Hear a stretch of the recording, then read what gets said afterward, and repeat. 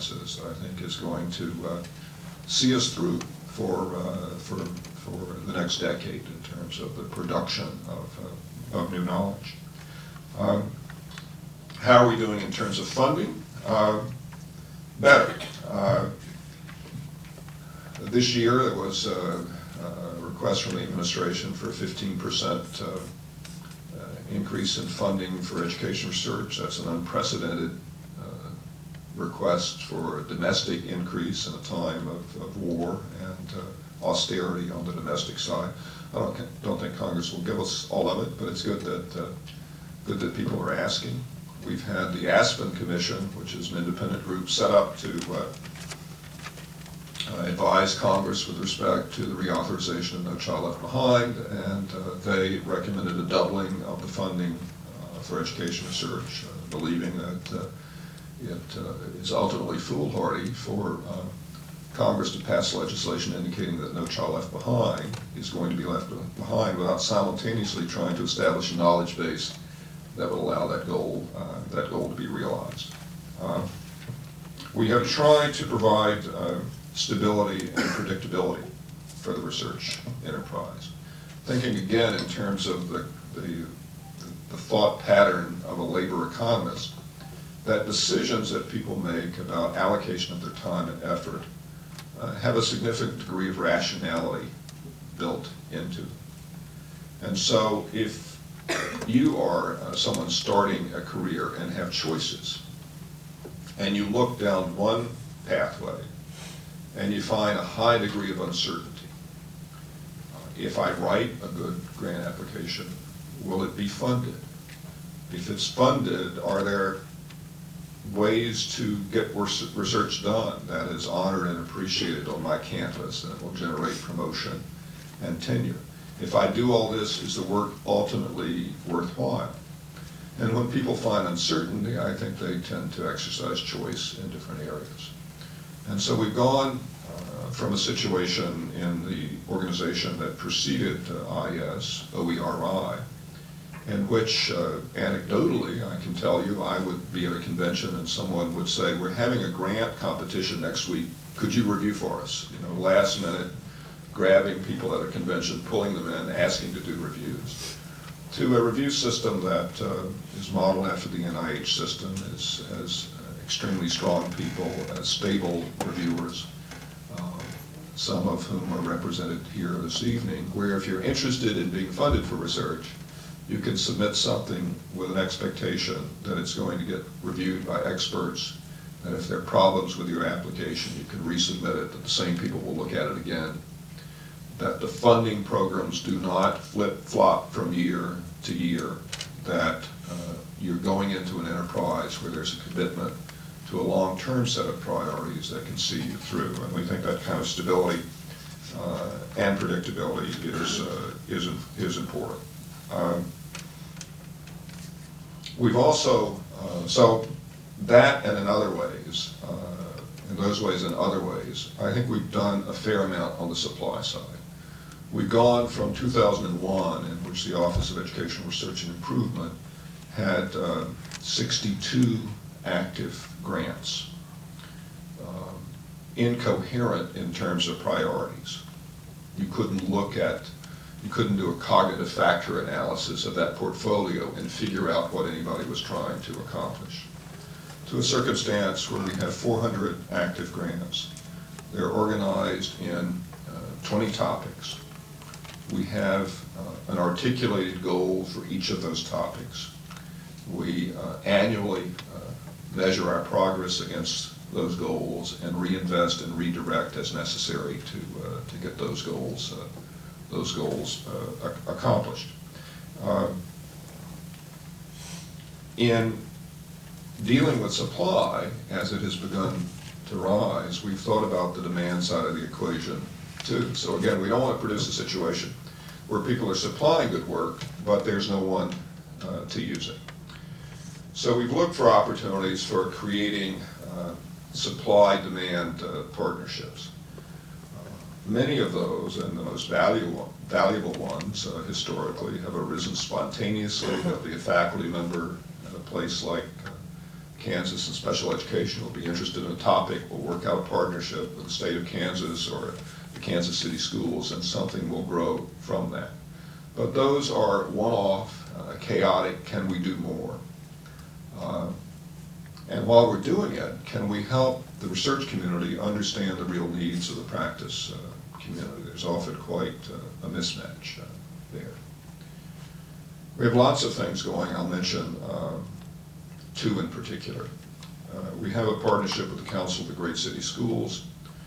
The Council is the organization that represents 60 of the largest urban districts in America. That's where the education problems in America are concentrated, at least numerically, because of the number of kids served and the unique problems of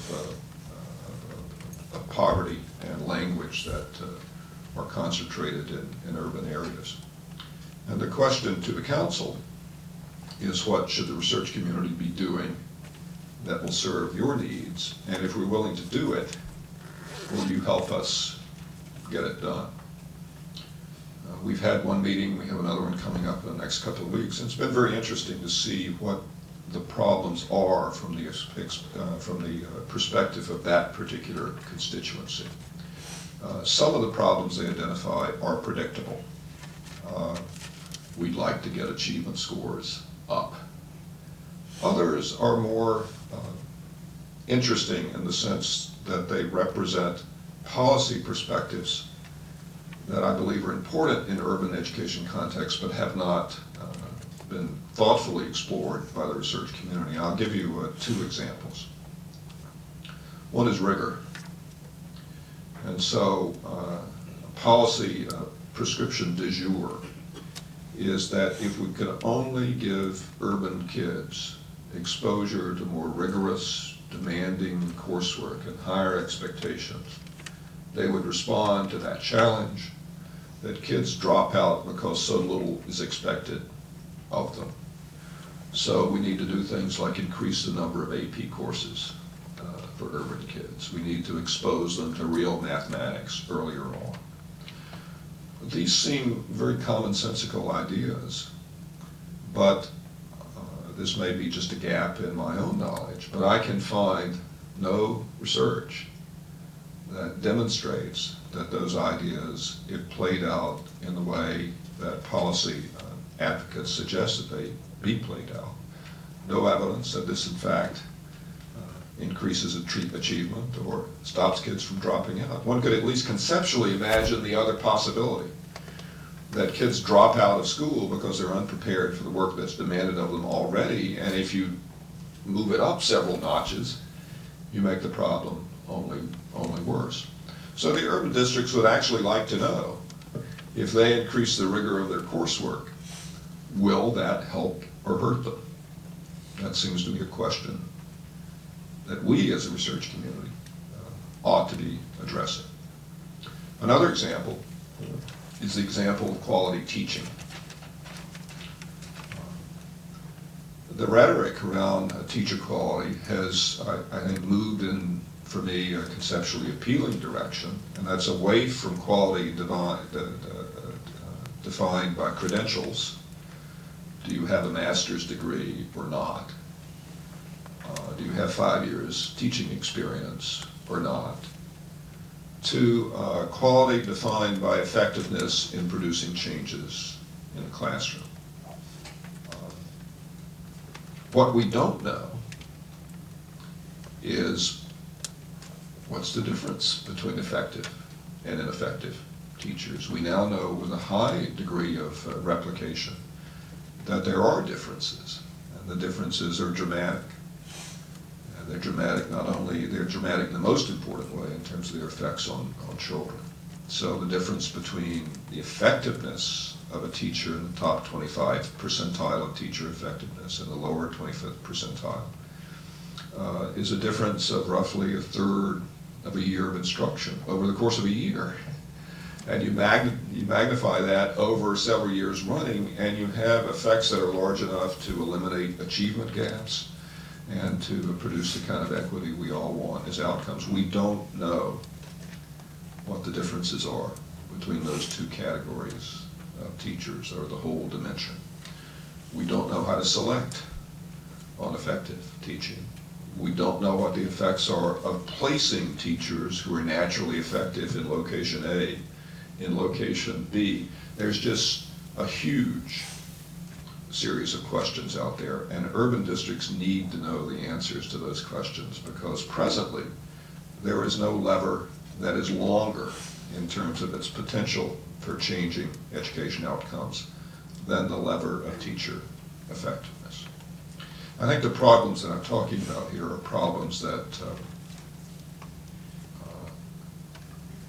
certainly include the education of children with disabilities, as they include the education of children who suffer from the effects of poverty and from a cultural background that doesn't prepare them for what's taught in the schools.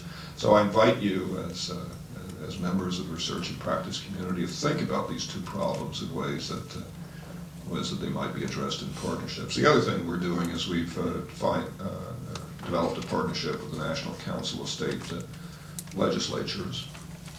And our effort there is to get them to understand how much the research community can offer to the challenges they face as they consider legislation to improve education outcomes in their states. There's a lot of foment and interest presently around education policy in most states in the nation. It's a perennial governor's issue, and it's now an issue that is percolating down to heads of legislative committees at the state level.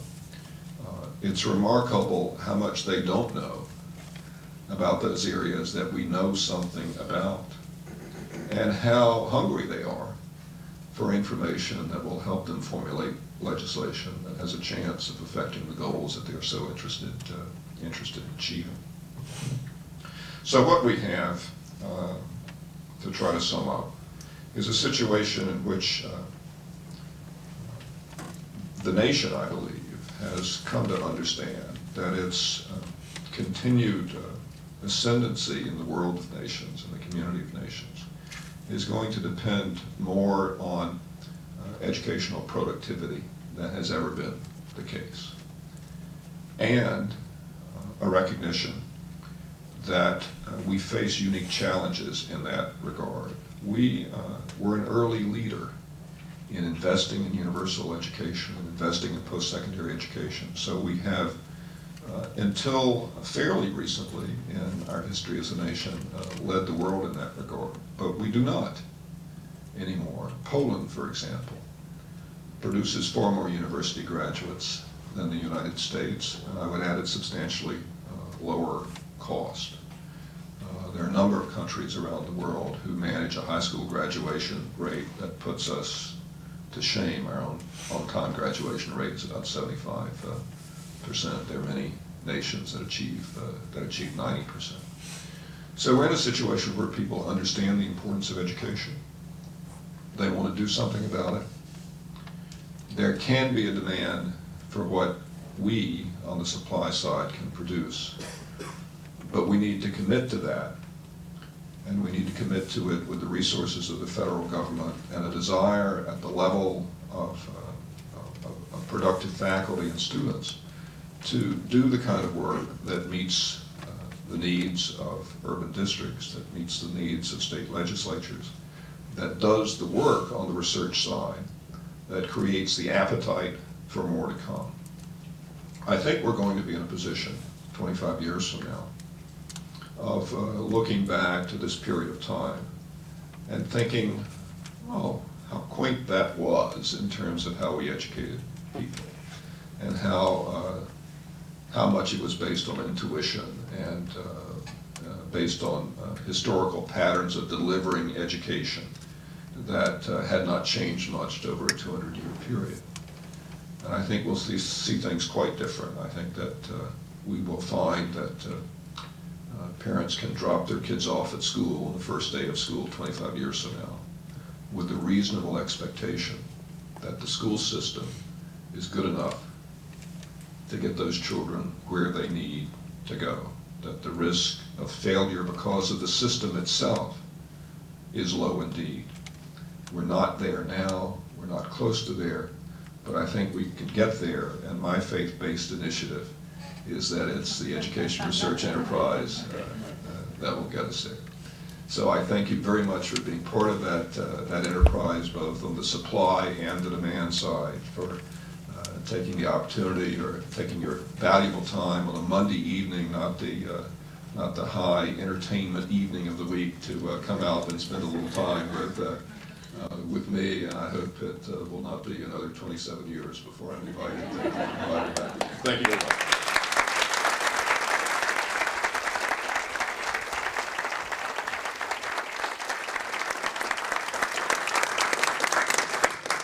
We have two people lined up. My colleague of only a few months ago. I was going to say, I think you're going to recognize this question. I'm going to take it from a pragmatic side. You talk a lot about the supply and demand.